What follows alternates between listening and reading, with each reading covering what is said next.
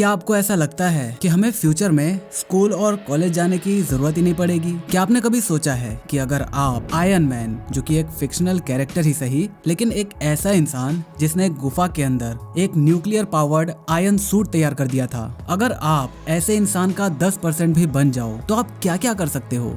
आज हम बात करने जा रहे हैं एक ऐसी चीज के बारे में जो पूरी मानव जाति को बदलने की क्षमता रखता है। एक ऐसी चीज जो एक ह्यूमन को सुपर ह्यूमन बना सकता है। तो आज हम बात करने वाले हैं न्यूरालिंक के बारे में, जो हमारे अपने फेवरेट भैया इलॉन मस्क का एक प्रोजेक्ट है। न्यूरालिंक एक ऐसी टेक्नोलॉजी है। एक सेकेंड, ये मुझे आपसे पूछना चाहिए कि क्या आपको पहले से न्यूरालिंक के बारे में कुछ पता था? आप में से मोस्टली लोगों को इसका नाम और इसको किसने फाउंड करा या ये किसका प्रोजेक्ट है ये तो पता होगा, लेकिन आज आपको इसके बारे में और भी बहुत ही इंटरेस्टिंग चीजें पता चलने वाली हैं। तो न्यूरालिंक को अगर हम दो हिस्से में तोड़ें तो ये बनता है न्यूरा प्लस लिंक, मतलब न्यूरल और लिंक। अब न्यूरल से मेरा मतलब है न्यूरॉन्स, जो कि हमारी बॉडी के अंदर एक वायर सिस्टम की तरह काम करता है, जो कि हमारे दिमाग से इलेक्ट्रिकल सिग्नल्स को हमारी बॉडी के अलग अलग पार्ट्स तक पहुंचाता है, ताकि वो बॉडी स्पेसिफिकली अपने सिग्नल के हिसाब से काम कर सके। चलो इसे बहुत ही सिंपल से एग्जांपल से समझते हैं। इमेजिन करो कि आपके मोबाइल में एक गाना बज रहा है और जब वो गाना खत्म हो गया तो उसके बाद एक दूसरा गाना प्ले होता है और वो गाना आपको बिल्कुल भी पसंद नहीं आता, तो आप क्या करोगे? उस गाने को स्किप कर दोगे, मतलब आप अपने हाथों का इस्तेमाल करोगे और अपने मोबाइल से गाने को स्किप कर दोगे,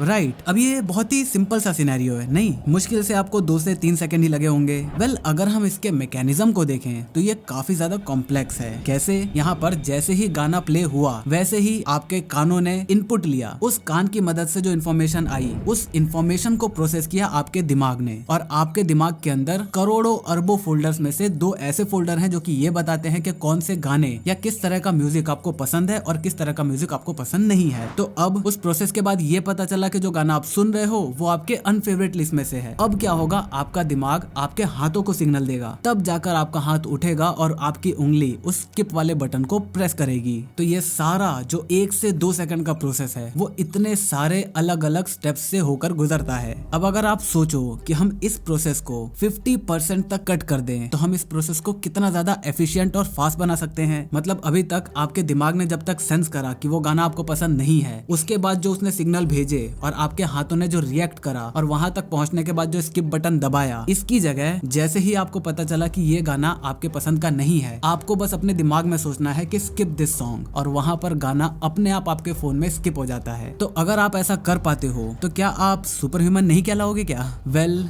ये सारी चीजें पॉसिबल होने वाली है न्यूरालिंक की मदद से। न्यूरालिंक एक छोटी सी कॉइन साइज चिप होगी जो कि आपके दिमाग में एक छोटी सी सर्जरी द्वारा इम्प्लांट होगी और आपको कुछ हद तक एक साइबॉर्ग बना देगी। साइबॉर्ग यानी कि आधा इंसान और आधा मशीन, जैसा कि आपने कार्टून वगैरह में भी देखा होगा। वैसे न्यूरालिंक की शुरुआत किस वजह से हुई इसको तो हम आगे डिस्कस करेंगे ही, लेकिन इस चिप से सुपर ह्यूमन बनाने का आइडिया इलॉन भैया को तब आया जब दुनिया बुरी तरीके से आर्टिफिशियल इंटेलिजेंस के पीछे लगी हुई थी। वैसे मैं आपको बता दूं कि दुनिया में 2 तरह के लोग हैं। एक वो जो एआई को सपोर्ट करते हैं, उनके हिसाब से एआई इंसानों की मदद करेगा और आगे जाकर एआई की मदद से हम इंसानों की लाइफ बहुत ही ज्यादा आसान हो जाएगी। और दूसरे वो लोग जो ये सोचते हैं कि एआई इंसानों के लिए खतरा है, और इलॉन भैया इसी कैटेगरी में आते हैं। उनका ये साफ साफ कहना है कि जिस स्पीड से हम एआई को डेवलप कर रहे हैं, जल्दी ही एआई इतना ज्यादा स्मार्ट हो जाएगा कि वो अपने आप को या फिर अपने ऊपर किसी भी तरह के कंट्रोल को हावी नहीं होने देगा। फॉर एग्जाम्पल, अभी अगर आपके ऊपर कोई भी कंट्रोल करना चाहता है, मतलब आपसे ये कहता है कि ये करो, ये मत करो,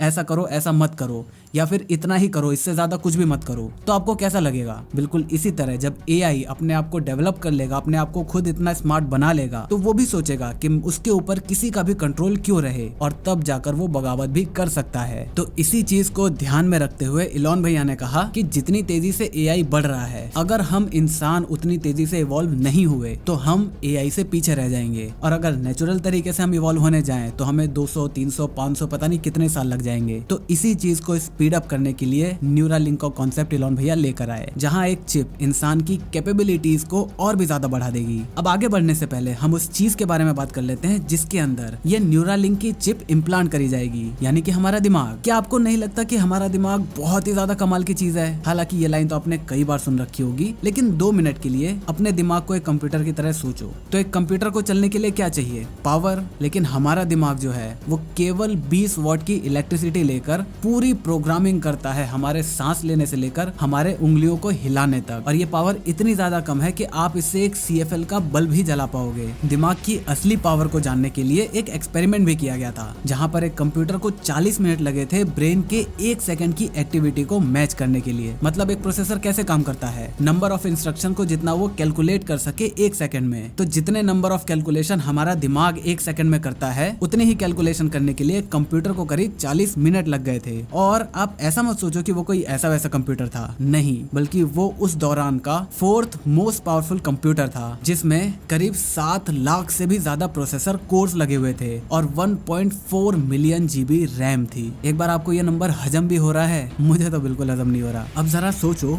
कि अगर हम ब्रेन को एक कंप्यूटर से लिंक कर दें तो हम क्या कुछ नहीं कर सकते। वैसे ये सारी बातें तो हम बाद में डिस्कस करने वाले हैं ही, लेकिन अभी बात कर लेते हैं न्यूरालिंक के बारे में। न्यूरालिंक की जो शुरुआत हुई थी वो असल में लोगों की डिसेबिलिटीज को ठीक करने के लिए किया गया था। जैसे कोई फिजिकली चैलेंज बंदा जो देख नहीं सकता, या फिर किसी एक्सीडेंट की वजह से वो अपने हाथ या पैर को खो देता है, तो अगर उस इंसान के अंदर एक आर्टिफिशियल हाथ लगाया जाए और उस हाथ के अंदर जो चिप लगी है वो आपके दिमाग से कंट्रोल हो पाए, तो ये कितना ही कूल होगा ना। तो न्यूरालिंक इसी चीज को सच करने वाला है। अब आपका अगला सवाल हो सकता है कि हम न्यूरालिंक को कब और कैसे इम्प्लांट कर पाएंगे। खैर, इसका जवाब देना तो अभी काफी ज्यादा मुश्किल है। मेरे हिसाब से 2025, 2026 या फिर 2027 तक ये चीज लोगों के लिए अवेलेबल हो जानी चाहिए। ये भी एक अनुमान है। अगर हम रिकॉर्ड देखें इलॉन भैया का, तो वो काफी ज्यादा डिले होता है। उन्होंने कई बार ऐसी इम्पॉसिबल डेडलाइंस दे रखी हैं जो उनसे भी पूरी नहीं हो पाई। तो मेरे हिसाब से इसे पब्लिक तक आने में अभी काफी ज्यादा लंबा टाइम है। अगर हम बात करें इसके एक्सपेरिमेंट्स की, तो वो जानवरों पर किया जा रहा है, इंसानों पर अभी तक इसका कोई भी टेस्ट नहीं किया गया है। इन्होंने एक सुअर के झुंड पे एक्सपेरिमेंट किया, जहाँ पर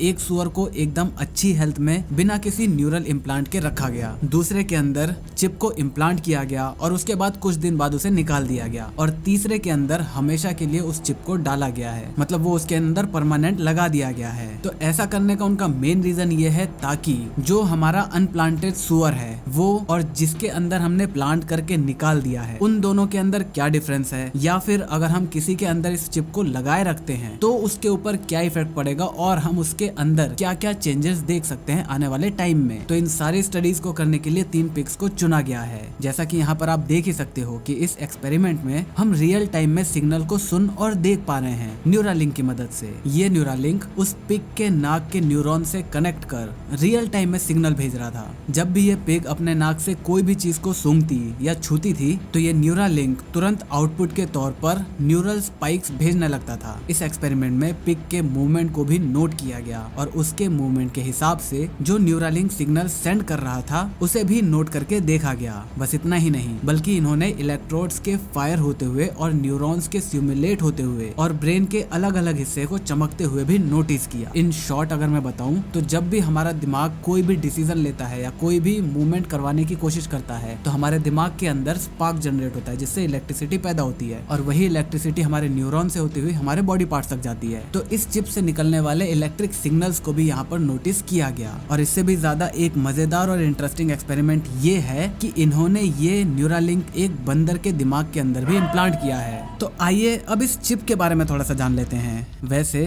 सच बताऊं तो मुझे काफी अजीब लग रहा है एक ब्रेन के अंदर चिप की स्पेसिफिकेशन को बताते हुए। खैर, ये एक 23x8 mm की चिप होगी और इसकी बैटरी लाइफ लगभग आपके पूरे दिन तक चलेगी और आप इसे वायरलेसली चार्ज भी कर सकते हो। इतना ही नहीं, बल्कि आप इसे अपने फोन से ब्लूटूथ के जरिए भी कनेक्ट कर सकते हो, ताकि आपके दिमाग में जो भी चल रहा है उसकी इन्फॉर्मेशन आप अपने मोबाइल पर या फिर किसी भी ब्लूटूथ डिवाइस पर ले सको। शुरुआत में इसकी प्राइस ऑब्वियसली काफी ज्यादा रहेगी, क्योंकि ऑब्वियसली एक नया टेक है, लेकिन जैसे जैसे चीजें आगे बढ़ती जाएंगी, इलॉन भैया ने कहा है कि ये काफी अफोर्डेबल भी हो जाएगा और इसकी कॉस्ट एक लेजर आई सर्जरी जितनी हो जाएगी। अब आता है एक बहुत ही इंपॉर्टेंट सवाल, क्या ये चिप हमारे दिमाग में कोई नुकसान तो नहीं पहुंचाएगी? क्योंकि अगर आगे चलकर इससे कोई भी सीरियस इंजरी हो जाती है और वो भी दिमाग के अंदर, तो इंसान की लगभग मौत होना तो निश्चित है। तो इलॉन मस्क के मुताबिक ये चिप हमारे ब्रेन में एक स्पेशल तरीके के रोबोट द्वारा इम्प्लांट करी जाएगी, और वो भी बिना किसी एनेस्थीसिया के। इतना ही नहीं बल्कि ये पूरा इम्प्लांटेशन सिर्फ और सिर्फ 1 घंटे के अंदर कंप्लीट हो जाएगा, जो कि अपने आप में ही एक बहुत ही अमेजिंग बात है। फ्यूचर में ये न्यूरालिंक शायद हमारे लिए एक नेसेसिटी बन सकती है, जैसे हमारे लिए अभी हमारा स्मार्टफोन है। अगर एआई हमें ओवरटेक करने की कोशिश करता है तो न्यूरालिंक हमारे लिए इकलौता हमारा सहारा होगा। अगर हम इसके एप्लीकेशन की बात करें, अंदाजा लगा पाना भी उसका बहुत ज्यादा मुश्किल है कि इसके इम्प्लांटेशन या फिर इसका एप्लीकेशन कहाँ पर किया जा सकता है। एक साइंटिस्ट ने तो ये भी बताया है कि इस लिंक के अंदर हम मरे हुए इंसान की मेमोरीज को भी स्टोर कर सकते हैं, just like a hard drive. और जब वो इंसान मर जाएगा तो इवन हम उसकी यादों को किसी दूसरे इंसान की यादों में भी इम्प्लांट कर सकते हैं। मतलब ये सारा कुछ कितना साईफाई मूवी की तरह लग रहा है, लेकिन फ्यूचर में, अभी नहीं, जो 2030 2040 की मैं बात कर रहा हूँ तब भी नहीं, ये हो पाएगा 2050 2060 2070 के आसपास, लेकिन